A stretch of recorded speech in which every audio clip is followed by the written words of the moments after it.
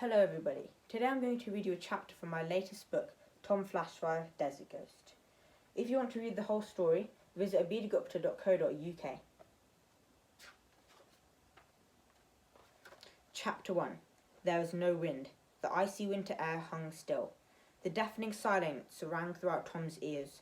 A carefree robin traversed the skies, invisible to him. He pulled back the string, slightly adjusting his stance. Tom's senses were on key as the bow's cord went taut. The arrow's tip bore its piercing gaze into the target. Everything surrounding the boy and the bow were in a long-forgotten dream. The soiled dummy 30 meters in front of Tom, with its empty eyes and a wicked smile etched on its face, seemed to be mocking him. Every ounce of Tom's concentration was centered between its ghostly eyes. Without forgetting the world around you, training your mind to focus at the target, you will not succeed. His father's words echoed around him. Tom felt forced a diversion away. He needed to concentrate. The boy's lungs were already aching. This was his chance. He let go of the string. Tom momentarily felt it rub against his leather arm pad as the arrow whistled through the air. It was unstoppable. Tom released his breath as the deadly point penetrated into the scarecrow. He watched as a flurry of straw showered itself onto the frosted grass. The target fell to the ground as the light breeze created patterns on the grass, blew its remains across the spatial yard.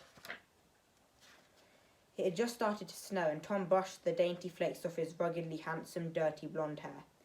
The snow had significantly intensified in the unstable weather pattern of England, but that didn't bother Tom.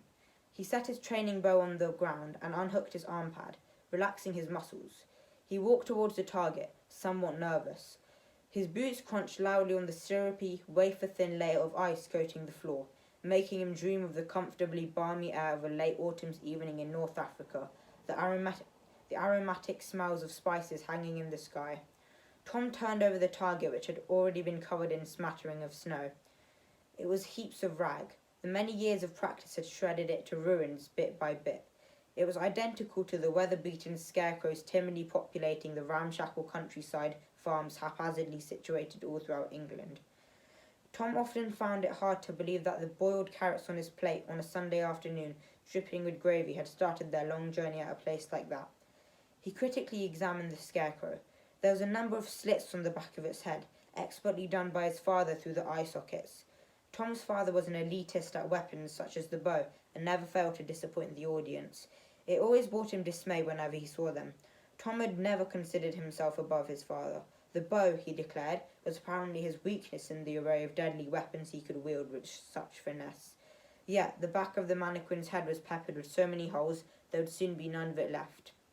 He was also grotesquely reminded of the time when he had, out of boredom, invited a few friends over at his house. Tom had been younger then, thinking he was superior over his peers because he was, according to himself, a crack shot at the ancient weapon. Across 4 of his friends, he had made a laughing stock of himself. Evidence of that crude scar was under the target's armpit. The arrow tip, he remembered clearly, grazed its side and flew into a particularly nasty thorn bush. It wasn't a terrible shot for a regular 9-year-old, but boasting about a headshot scored 30 meters away, his current target, didn't help. Tom brushed off the dry hay, looking for the mark in the forehead. It wasn't there. He had failed. Tom's heart dropped as he saw the fiberglass shaft protruded a few centimeters left of the nose, a dirt-encrusted button from a smart tuxedo, now many sizes too small for him. His parents were prepared to turn a 160-pound suit into spare parts for a training dummy so their son could master the bow. Tom immediately wrenched the arrow out of the target's face and froze as he heard boots thumping across the cobbled patio. It was his father. Jacob Flashfire was an imposing man, well built with the same shabby yet striking haircut as his only son. He was wearing a casual yet expensive sheepskin leather jacket. It was paired along with his custom-made designer denim jeans. On top of that, Tom's affluent father sported a pair of exclusive Dr. Martens. The pair of well-lubricated boots announced the man's arrival with a heavy thud, adding to his impressive stature.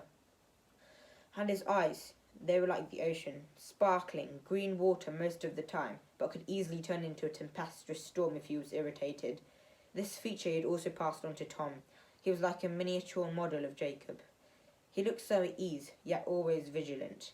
If anything even slightly suspicious occurred, Jacob Flashfire was there, on the balls of his feet with his sensors keyed up to the max.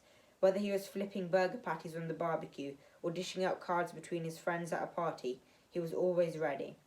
But his explanation for the family's immense wealth was because he was a manager of a thriving company which manufactured plane turbines.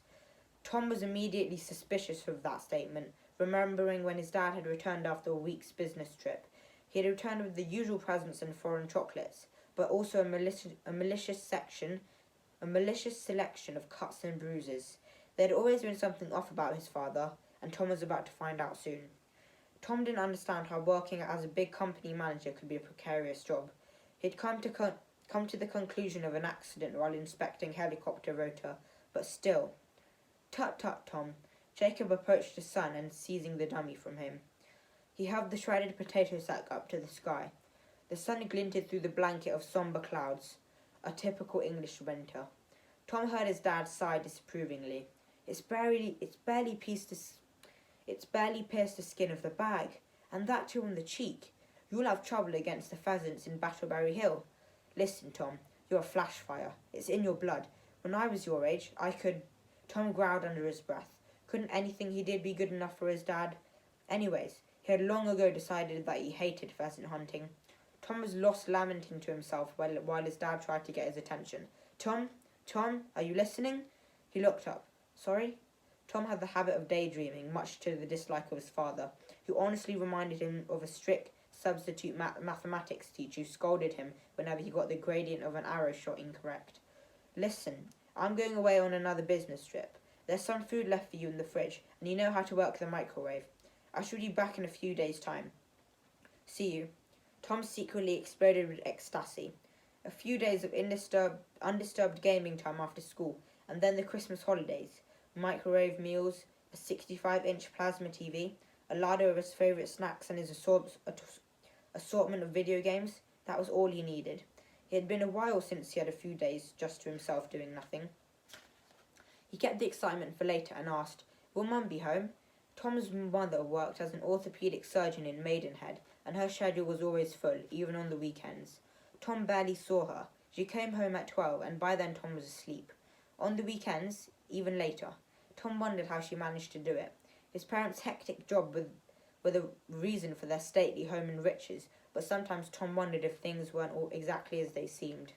Thank you for listening.